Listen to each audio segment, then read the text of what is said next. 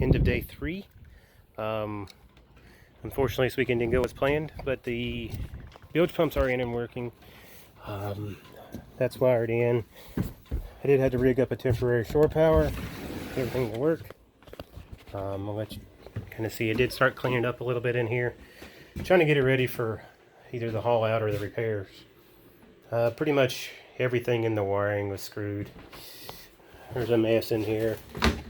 Things in zip tied together on shore power. So nonetheless, I hardwired in through the switch and got it working. Also found out the battery charger was bad. So don't have time to put a marine charger in it this go around, so I just went ahead and dropped a standard charger in there, and as long as the power don't go out, everything's good. As you can see, it actually cleaned up fairly decent for what it is. I'm kind of looking forward to all the comments and directions from where we're going to go from here. I'll give you a view from the outside after it was washed up.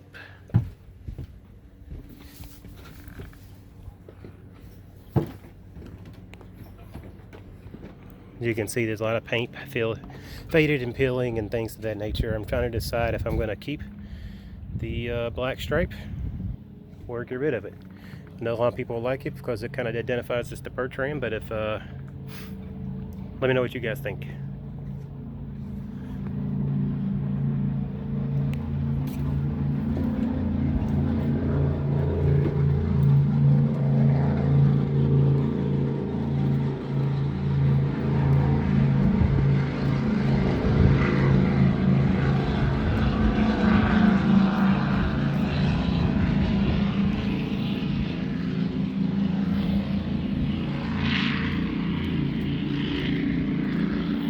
Not the worst boat I've been on by any means. Pretty neat area here. I'm not from Florida, so I don't know this area very well.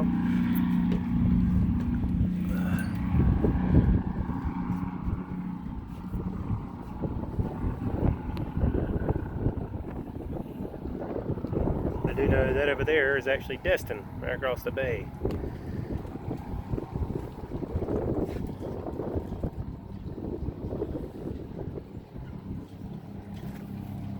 Well, got a long project ahead of me, but I'm already excited about getting it in the water and, getting it closer to home and back in the water again.